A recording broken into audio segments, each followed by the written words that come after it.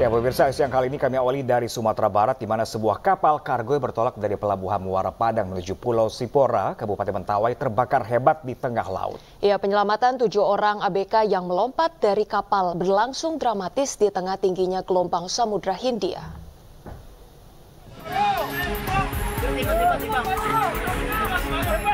Proses evakuasi 7 orang anak buah kapal termasuk nahkoda kapal muatan Buana Indah ini berlangsung menegangkan. Pasalnya para korban yang sudah sejam lebih mengapung di lautan lepas ini dievakuasi dalam keadaan gelombang yang cukup tinggi. Mereka diselamatkan oleh nelayan menggunakan kapal Bagan Rati 2 asal Suranti, Pesisir Selatan.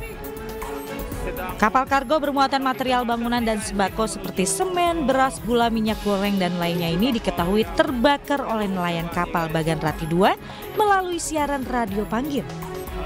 Karena berjarak dekat dengan KM Buana Indah, kapal Bagan tersebut langsung mendekat dan mengevakuasi awak kapal dan nahkodanya.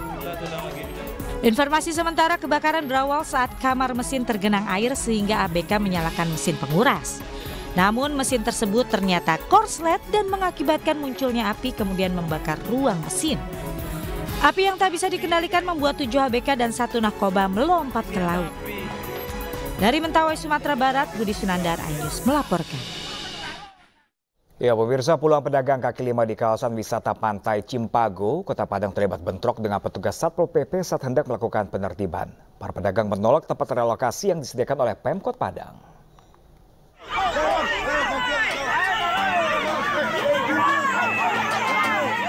Puluhan ibu-ibu pedagang kaki lima di kawasan wisata Pantai Cimpago, Padang Barat, Kota Padang menghadang mobil Dalmas Satpol PP yang hendak menertibkan PKL di sepanjang kawasan pantai wisata tersebut. Keributan pun pecah saat seorang pedagang terlibat saling pukul dengan seorang petugas praja wanita di lokasi. Suasana semakin memanas ketika puluhan pedagang mengusir dan mengejar sejumlah praja wanita yang ikut dalam kegiatan penertiban tersebut. Puluhan PKL ini menolak dipindahkan ke tempat berjualan baru yang akan disediakan oleh pemerintah Kota Padang dalam waktu dekat. Menurut pedagang, tempat relokasi tidak strategis untuk disinggahi oleh pembeli atau wisatawan, sehingga mereka bisa merugi. Awak nak terima dah bang, awak nak terima dah. Awak ni yang mengalih model tu balik. Seperti biasa buka jam 4 tutup jam 10. Nak ada awak. Tolong, awak minta tolong sama Pak Wali Kota tu Cubalah punya hati, tak buka hati nurani tu sakit.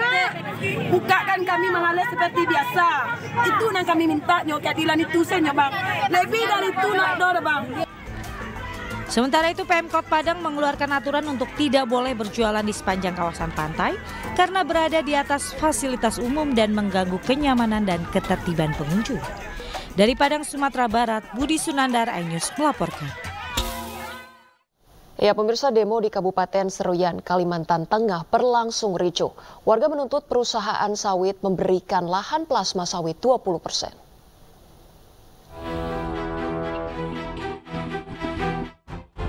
Demo warga Desa Bangkal, Kabupaten Seruyan, Kalimantan Tengah berujung ricuh. Sejumlah bangunan milik PT Hamparan Mas Sawit Bangun Persada 1 di Kecamatan Seruyan Raya, Kabupaten Seruyan, Kalimantan Tengah dibakar sejak Kamis malam hingga Jumat dini hari. Sejumlah tuntutan disuarakan warga dalam aksi itu. Di antaranya warga menuntut PT HMBP 1 memberikan 20% lahan plasma dari luasan hak guna usaha lahan inti dari PT HMBP 1. Kemudian masyarakat Desa Bangkal menuntut lahan yang berstatus di kawasan hutan dengan luas kurang lebih 1.175 hektar dikelola oleh masyarakat sendiri. Selanjutnya, kiri kanan jalan Nagara, pinggir danau dan sungai kurang lebih 500 meter yang masuk areal PT HMBP harus dikembalikan dan diserahkan kepada masyarakat Desa Bangkal. Sebelumnya, situasi sempat memanas lantaran ada sekelompok orang dengan mobil pickup hendak membuat sedikit kericuhan.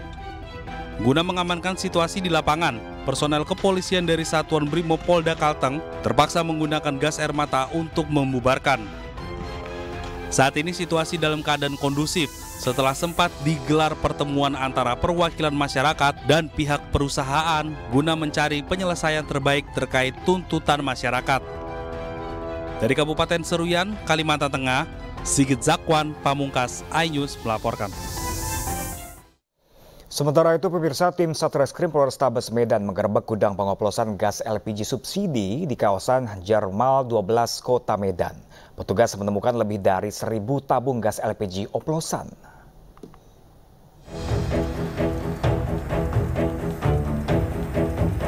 Tim Satreskrim Polrestabes Medan, Sumatera Utara menggerebek sebuah tempat pengoplos gas subsidi di kawasan Jarmal 12 Kota Medan. Dari lokasi, petugas mendapatkan lebih dari 1.000 tabung gas berukuran 3 kg hingga 12 kg. Polisi telah menangkap seorang pelaku berinisial JP, sementara pelaku lain yang identitasnya sudah diketahui kini masih dalam pengejaran polisi. Para pelaku telah menjalankan praktek pengoplosan gas selama 1 bulan terakhir dengan mendapatkan gas subsidi dari pangkalan yang diberi pelaku secara eceran. Tersangka mendapatkan tabung gas 3 kg ini dengan mengambil dari beberapa pangkalan di sekitar kota Medan dan Deli Serdang. Jadi dari beberapa pangkalan dibawa ke lokasi untuk dipindahkan ke tabung gas 12 kg. Lokasinya ini Bang, rumah atau bagaimana Bang? Lokasinya ini rumah. Jadi rumah ini memang digunakan untuk kegiatan ini. Hingga kini pihak kepolisian masih terus mendalami kasus pengoplosan gas di wilayah Medan. Dari Medan, Sumatera Utara, Adi Palapa Harahap, iNews melaporkan. Pemirsa, hujan dengan intensitas tinggi selama 2 hari di wilayah Mandailing, Natal, Sumatera Utara menyebabkan bencana banjir dan tanah longsor. Naas, sebuah mobil yang melintas terseret longsoran.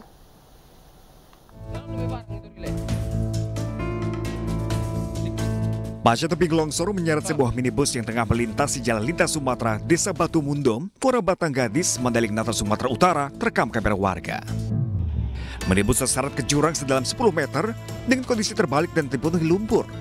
Beruntung pengemudi minibus ini selamat dan mengalami cedera di leher. Longsor terjadi setelah wilayah ini dilanda hujan dengan intensitas tinggi selama 2 hari terakhir.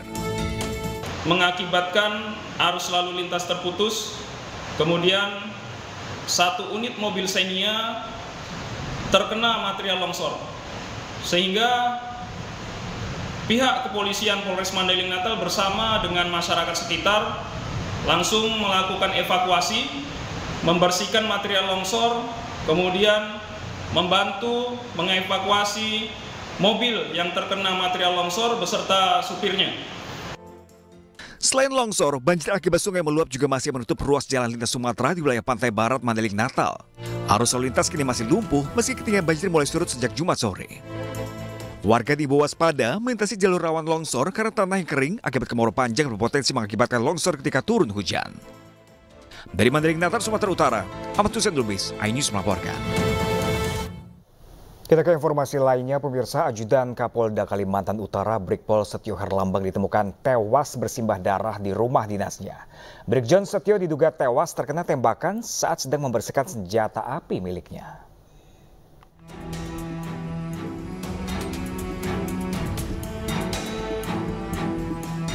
Brigpol Setio Herlambang yang merupakan ajudan Kapolda Kalimantan Utara, Irjen Pol Daniel Aditya Jaya, ditemukan tewas bersimbah darah di rumah dinas jabatan Kapolda Kaltara.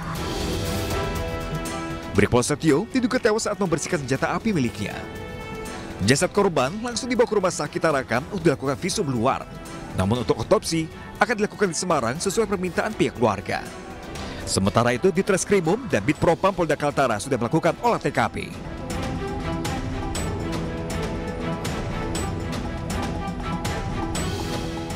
Sementara rumah orang tua Brigadir Polisi Setio Herlambang di Desa Sumber Agung, Kecamatan Weleri, Kendal, Jawa Tengah sudah terpasang tenda dan terdapat karangan bunga ucapan bela sungkawa dari Kapolda Kalimantan Utara. Pihak keluarga mengaku ikhlas dan pasrah atas meninggalnya anggota Satbrimob Polda Kaltara ini. Setio Herlambang merupakan anak kedua pasangan Sutarto dan Sri Sayakti. Almarhum masuk menjadi anggota polisi tahun 2013.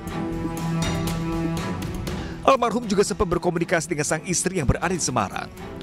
Menurut keluarga, almarhum akan pulang Oktober mendatang untuk mendampingi istrinya melahirkan anak kedua.